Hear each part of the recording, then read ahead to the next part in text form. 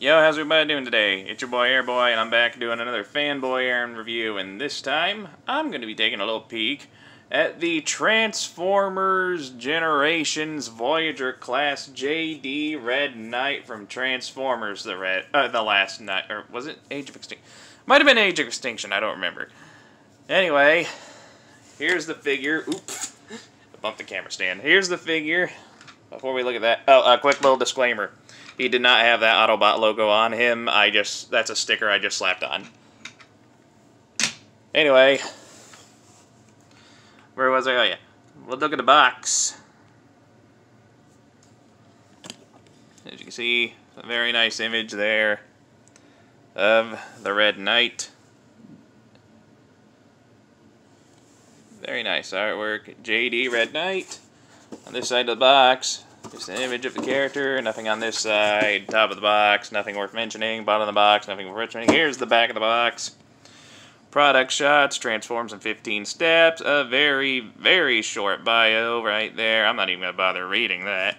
And that pretty much does it for the box.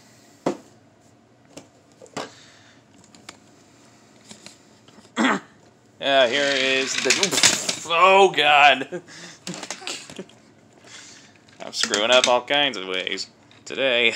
Alright, anyway, here is the JD Red Knight. And, yeah, this is kind of a weird promotional figure that Hasbro was doing at the time of Age of Extinction with some Asian delivery company, I believe, and that is literally the only thing I know about this figure. But I'm pretty sure that covers everything about it, so, yeah, it uses the exact same design as the Transformers Age of Extinction Galvatron. It's just a different color and the head was remolded. But to my knowledge, all the other details are exactly the same. I don't have the old Galvatron, unfortunately. I might try to hunt one down eventually, though. Maybe Studio Series will revamp it and re-release it later. Really, what I really want for Studio Series is Fallen, but, you know, just gotta wait. Anyway, we'll take a good look here at JD Knight. As you can see, he is a red truck. He rolls fairly effectively. And, yeah, he unfortunately doesn't come with any accessories or anything. What you see is what you get. Note, it did not have that Autobot logo there. That is a sticker I placed there. Otherwise, you get what you get. Alright, for comparison, here he is with another Asian exclusive figure, the Dark of the Moon Air Raid. I reviewed that one a while back, and as you can see, he's a little beefier than Air Raid. Here he is with the Last Night Barricade. So you see how he compares with a figure that came out, you know, not too far from when he did. And a couple Studio Series comparisons. Here he is next to Studio Series Jazz. Honestly, that's a pretty decent size comparison for a truck and a small car. And here he is next to Studio Series Optimus Prime. The Dark of the Moon version.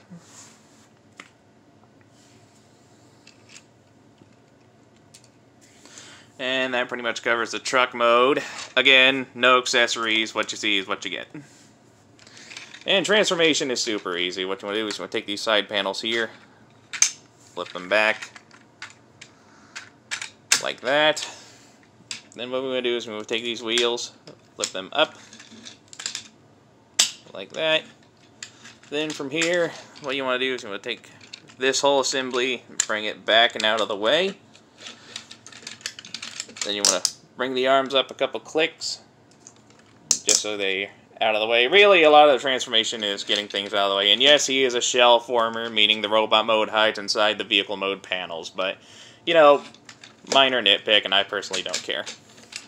Bend the arms down like this.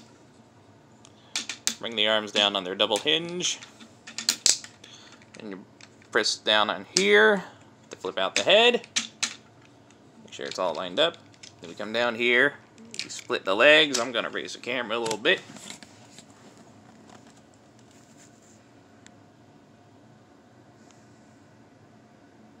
Is that autofocus? I'm going to turn that on. That might help.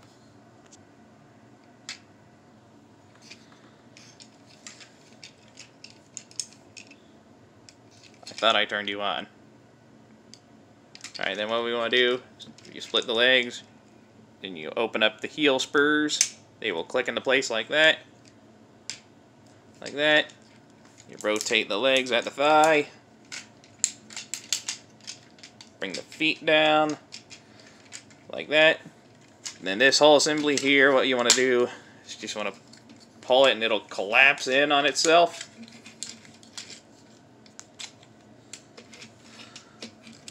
Like that. Then we'll bring it up on its double hinge. Take this part and fold it down. Okay, well, it helps if you have the... It helps if certain things are out of the way first. I probably should have done that first before collapsing it.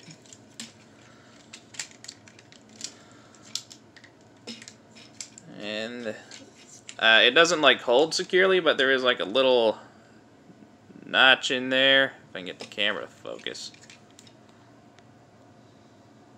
Yeah, I'm going to turn the light on and make the camera focus so you can see what I'm doing. There we go. Look in there, there's a little tab there.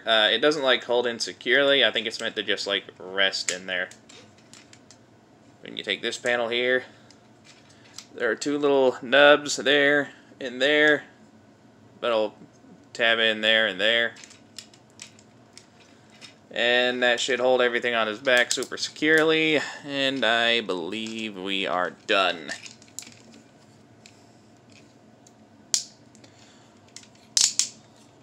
So here we have the JD Red Knight in his robot mode. And honestly, he don't look that bad.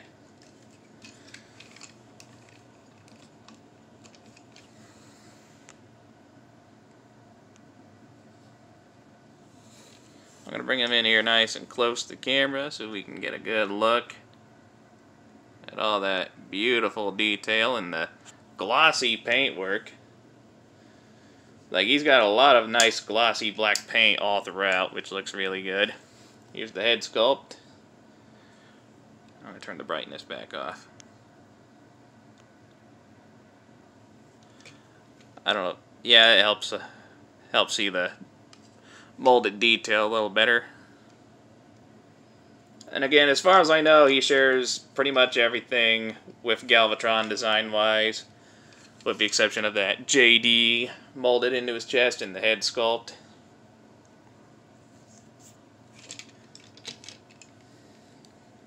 In the back of the figure, I mean, you can see all the vehicle parts hanging off there, but, yeah, minor nitpick. Articulation, the head is on a ball joint. You can look up that far. It doesn't like this. Okay, well, I guess it does. You can look up about that far. I'm going to turn the light back on. You can rotate all the way, well, okay, you can look left and right about that far.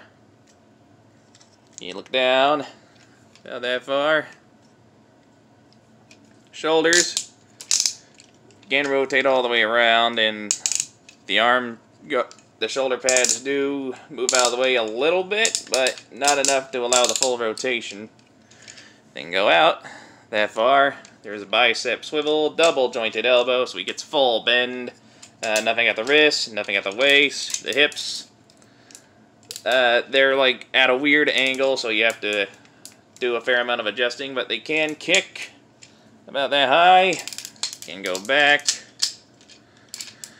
about that far before things start getting in the way. There is thigh rotation. A little under 90-degree knee bend. He's got really short thighs. And big-ass calves. There's no foot rotation, but there is downward, upward, and a decent tilt. So a lot of his articulation is in his legs.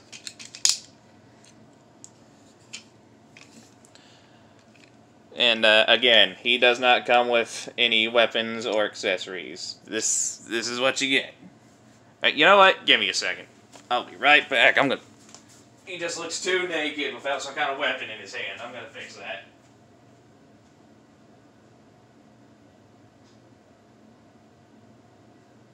I got one right here.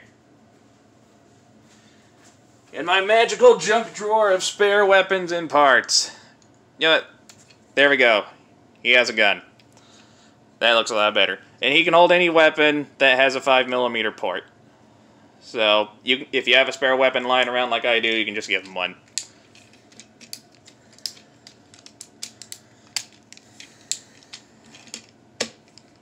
And there was no character in the movie affiliated with this figure.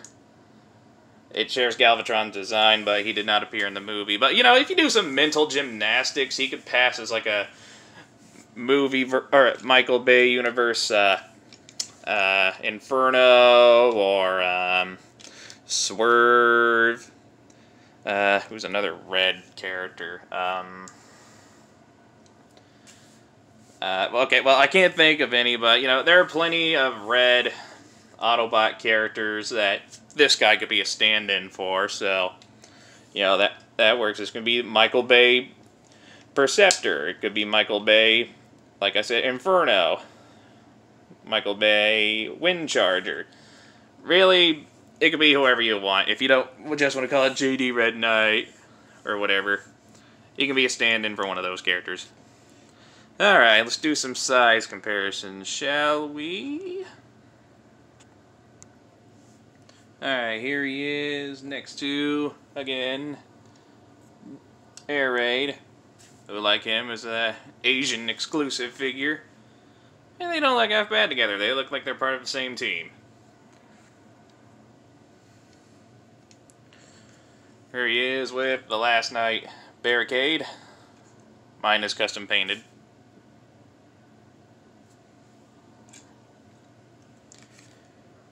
Here he is with Studio Series Jazz.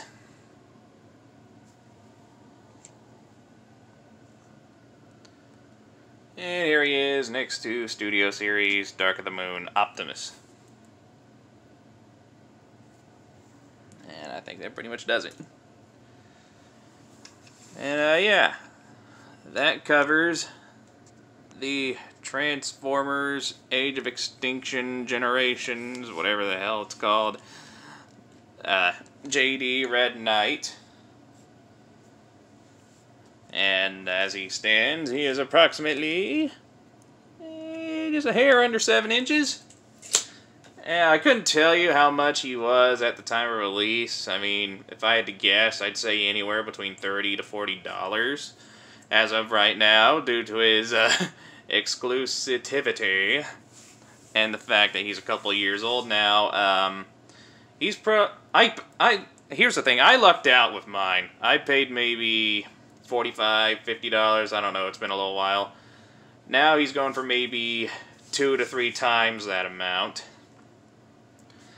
But if you're lucky enough to find him for less than $100, I would definitely say grab him. He is a very fine figure, a worthy addition to any Transformers collection, simply due to his due to how exclusive he is, and also he's a red and black figure, and that's like my favorite color scheme. So, you know, what's not to like? Just, you know, if you don't want him to just be, you know, a boring robot that turns into a truck, I'd search around for a spare gun if you don't already have one. It just helps a little bit display-wise, I think. Anyway, this has been the Transformers JD Red Knight. If you enjoyed this review, hit that like button, leave a nice comment, enjoy the rest of your day, and I will catch you all in the next review. Bye-bye.